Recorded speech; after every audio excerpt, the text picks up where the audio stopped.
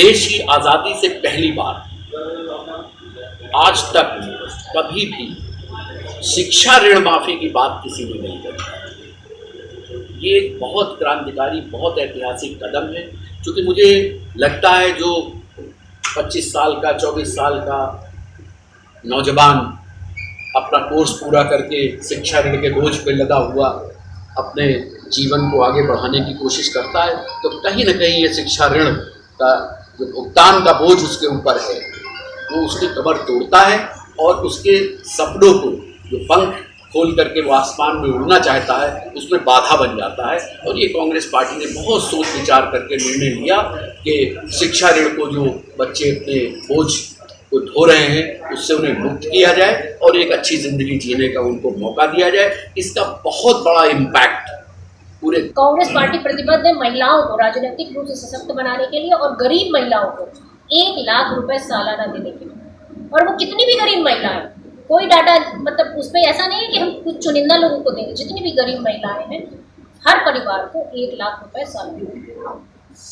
दूसरी चीज़ मैं आपको ये कहना चाहती हूँ कि जिस तरह से आज अग्निवीर एक समस्या बन के सामने 4 साल की नौकरी, क्या यही देश की सेवा करने का जो है इनाम मिलेगा? जो सैनिक अपनी जान पर खेलने के लिए तैयार है उसको 4 साल की नौकरी, मैं समझती हूँ ये एक सबसे बड़ा मुद्दा है, इस देश के युवाओं का मुद्दा है। और वो अग्निवीर जो है हम पूरी तरीके से परमानेंट करेंगे, हम उनको पूरी तरह से सिक्योर करेंगे ताकि उनकी फैमिली भी ये एहसास करे कि वो देश की सेवा में लगे। इन लोगों का जो है आम जीवन, जो हमारे नागरिक हैं, उनसे कोई सारोकार नहीं है। सिर्फ और सिर्फ ये लोग डींगे हाँकने में माहिर हैं। जनता पिछले 10 सालों में इनके जुमलों में पड़ गई। 20 वर्षों में जो इनके सांसद थे वो सिर्फ चुनाव के समय नजर आते हैं, उसके बाद नजर नहीं आते हैं। आप लोग तो जानते होंगे कि सिर्फ चुनाव में वोट की फसल उनको काटनी होती है, तब वो नजर आते हैं, उसके बाद में 5 साल नदारद रहते हैं। तो आखिर जो सांसद जी हैं यहाँ के, वो जनता से चुन करके जाते हैं, उसके बाद क्यों नहीं आते हैं, ये भी मुख्य कारण है। तो मैं कह सकता हूं कि आप लोगों के माध्यम से ये बात जन जन तक जाए कि आखिर भारतीय जनता पार्टी का जो 2 तरह का चरित्र है वो जनता के सामने उजागर हो। एक अभी मैं हमारे जिलाध्यक्ष उत्कर्ष जी से मेरी बात हो रही थी, एक जो यहाँ सबसे बड़ा कारण है कि हम लोग दिल्ली नहीं जा सकते हैं, हम लोगों के लिए कोई ट्रेन नहीं है। आखिर भारतीय जनता पार्टी की सरकार कहती कि हमने बहुत सी ट्रेनें चलवा दी। जब रेल मंत्री जी सदन में अपनी बात रखते हैं कि हम लोगों ने कई प्लेटफॉर्म का हम लोगों ने उद्घाटन कर दिया, बुलेट ट्रेन चला दी, हम लोगों ने वंदे भारत चला दी, और जब यहां की बात होती है सीतापुर से दिल्ली तक कोई ट्रेन नहीं है, तो मैं कह सकता हूं कि ये सिर्फ और सिर्फ सरकार जुमलों की सरकार है। ये सरकार सिर्फ और सिर्फ बतौलेबाजी सरकार है। इनका जनता से कोई सरोकार नहीं है। मैं समझता हूं कि कांग्रेस पार्टी का जो मैनिफेस्टो है, श्री राहुल गांधी जी की जो विचारधारा है, जो राहुल गांधी जी की दूरदर्शिता है, उससे स्पष्ट जो ये मैनिफेस्टो, ये जनता से जुड़ करके मैनिफेस्टो बना है।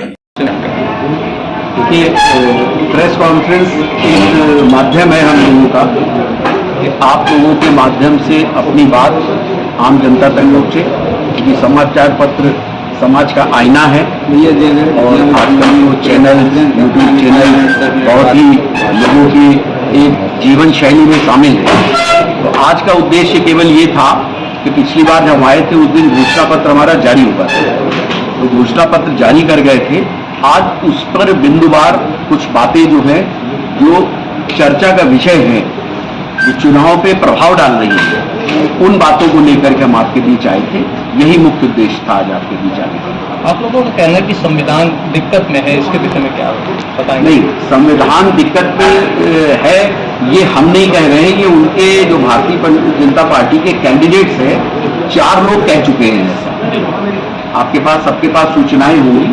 उनका कहना है, उनके सांसदों का, कि हमें संविधान बदलना, इसलिए 400 सीटें। हम ये नहीं कह रहे, वो वही लोग कह रहे हैं।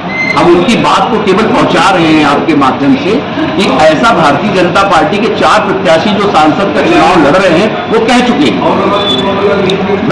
हम लोग का इसमें वक्तव्य केवल उनकी बात को आप तक पहुंचाना है कि वो खुद ही कह रहे हैं हमें संविधान बदलना है, इसलिए 400 सीट चाहिए। भाजपा तो कह रही कि सबसे ज्यादा संशोधन है संविधान में वो कांग्रेस ने ही किए थे। नहीं, संशोधन अगर किए तो किस मुद्दे पर करना है उसको स्पष्ट करें। कांग्रेस ने अगर कोई मुद्दे पर किया है संशोधन, देखिए चर्चा, संशोधन और आदान प्रदान संवाद का ये लोकतंत्र का मूल आधार है, इसी से लोकतंत्र चलता है।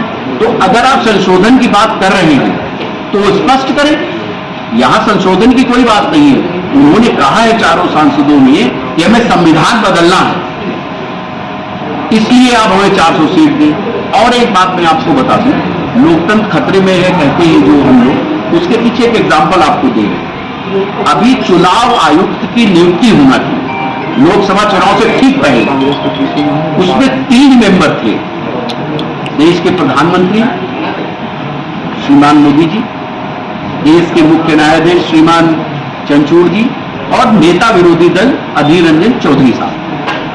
एक अध्यादेश के माध्यम से सरकार ने चंद्रचूड़ साहब को हटा करके एक कैबिनेट मंत्री को उसमें बदला और वो उनके पार्टी के ही नेता जो मंत्री हैं वो आए, तो निर्णय वही हुआ जो सत्तारूढ़ पार्टी चाहती है।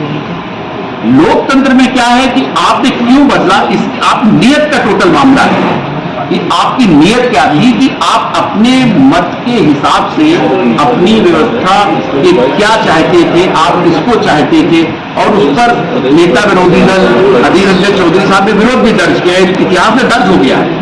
तो ये जो बातें हम लोग कहते हैं इनके पास तथ्य है हमारे पास, हम हवा में कोई बात नहीं कह रहे।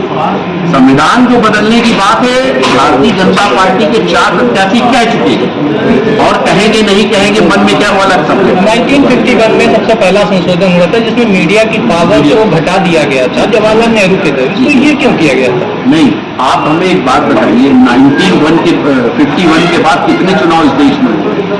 हम लोग 51 के बारे में जवाब नहीं दे सकते हैं क्या? आप मुझे स्वयं ही बता दीजिए। आपसे पहले जो आपके चैनल में 15 साल पहले पत्रकार थे, वो कोई खबर लिख गए, उसकी जवाबदेही आपसे कैसे मांगे? उसके बाद देखिए, लोकतंत्र है, हर 5 साल में परीक्षा होती है। हमारी परीक्षा कब तक ली जाएगी? 10 साल से भारतीय जनता पार्टी है, तो सवालों के घेरे में भारतीय जनता पार्टी क्यों नहीं है? तो कांग्रेस अगर आप ये इस बात पे सवाल पूछिए कि प्रधानमंत्री की प्रेस कॉन्फ्रेंस क्यों नहीं हुई 10 वर्ष में, ये एक सवाल है। अब 1951 में तो पैदा भी हम लोग नहीं हुए थे। नहीं, तो अगर अब आप आते हैं तो क्या वो संशोधन करेंगे उसमें? नहीं, जो भी लोकतंत्र के लिए ठीक होगा हम करेंगे, हम तो ओपन घोषणा पत्र दे रहे हैं। लोकतंत्र की रक्षा के लिए जो भी बात है, कहीं कोई अगर जनता, और हम लोगों ने हमेशा किया है, जनता की आवाज सुनी है। प्रेस की जितनी आजादी हमारे समय पे रही, आप आज का मीडिया का देख लिया, हमारे समय के बाइट देख लिया। सर, 2 चुनाव देखे गए, विधानसभा और नगर पालिका का। निर्दलीय प्रत्याशी से भी कम वोट कांग्रेस ने पाया, ऐसा क्या रहा? देखिए, चुनाव बाइपोलर हो रहे हैं देश में, ठीक है ना? तो एक विचारधारा की लड़ाई देश में चल रही है, विचारधारा की लड़ाई देश में चल रही है और अपनी विचारधारा के साथ कांग्रेस अडिग खड़ी हुई है। हमारी एक विचारधारा है जो सेकुलरिज्म की विचारधारा है, जनतंत्र पे जो विचारधारा है, सबके जो समाज के वर्ग हैं सबको एक रास्ता समरसता के साथ आगे बढ़ने की हमारी विचारधारा है।